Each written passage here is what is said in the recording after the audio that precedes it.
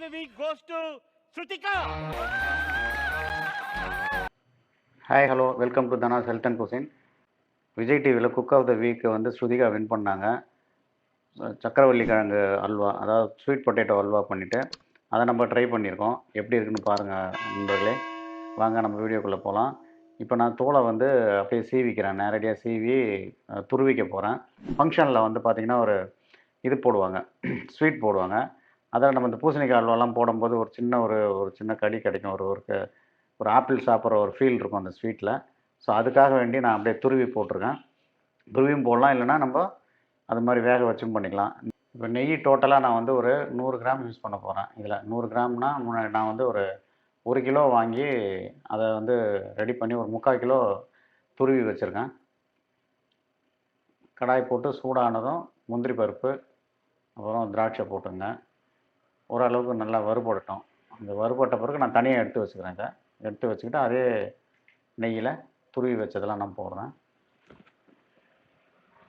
துருவி வச்ச sweet potato போட்டு நல்லா நீங்கள் அந்த கிளறி விடணும். இப்போ நம்ம வேக வைக்க போகிறதில்ல, அதனால் எப்படி பார்த்தாலும் உங்களுக்கு 15 நிமிஷமாவது நல்லா கிளறி இதை நல்லா வேக வச்சுக்கணும்.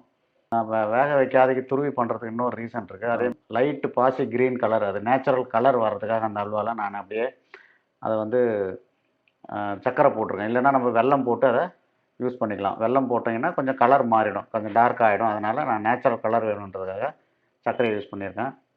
ஸோ பார்த்திங்கன்னா நான் வந்து இதில் யூஸ்வலாக இந்த பூசணிக்காய் அல்வா இது மாதிரி அல்வாலெல்லாம் கோவா போடலாம். இப்போ அந்த பொட்டேட்டோ, இந்த மரவள்ளி கிழங்கு, சக்கரவள்ளி கிழங்கு இதிலெல்லாம் வந்து நம்ம அந்த கோவாவோ இல்லை பாலோ சேர்க்கறதுக்கு தேவையில்லை. இதனால் ஸ்டிக்கி இதுக்கு வரும். அதனால் நான் வந்து என்ன பண்ணேன், கார்ன்ஃப்ளவர் மாவும் 1 ஸ்பூன் பால் பவுடரும் நான் கலந்து அதை போட்டு அல்வா ஃபார்முக்கு நல்லா வரத்துக்காக ஒரு 8 ஏலக்காயை சர்க்கரை கூட 1 ஸ்பூன் சர்க்கரை கூட சேர்த்து நல்லா பொடியாக இது பண்ணி அதை ஜலிச்சு போட்டுக்கிறேன். அதாவது வாயில் வந்து உங்களுக்கு மாட்டாது.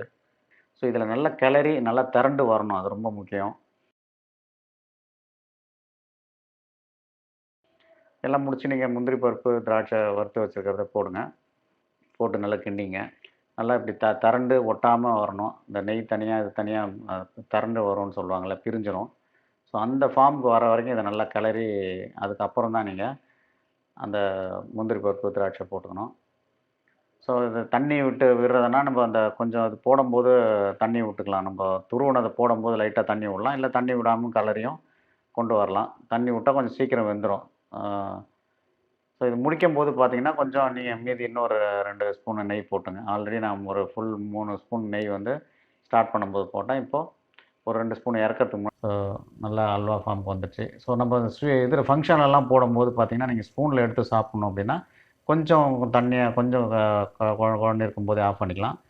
நம்ம நல்லா ஒரு கட்டி ஃபார்மில் ஒரு அல்வா மாதிரியே வெட்டி எடுத்து சாப்பிட்ணும் அப்படின்னா கொஞ்சம் திக்னஸ் வர வரைக்கும் வெயிட் பண்ணலாம். இப்போ பாருங்கள், இது ஸ்பூனில் எடுத்து சாப்பிட்லாம். கொஞ்சம் ஆற விட்டதுமே கொஞ்சம் அது கட்டி ஆகிடும். ஆஹா, செம்ம வாசனை, செம்ம டக்கராக வந்துருக்குது.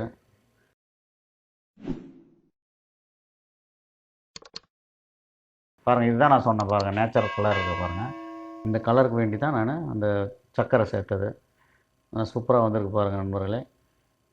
லைக் போடுங்க, ஷேர் பண்ணி விடுங்க ஃப்ரெண்ட்ஸுக்கு. மறக்காமல் ரெட் பட்டனை தட்டி விடுங்க. நன்றி, வணக்கம். அடுத்த வீடியோவில் சந்திக்கலாம்.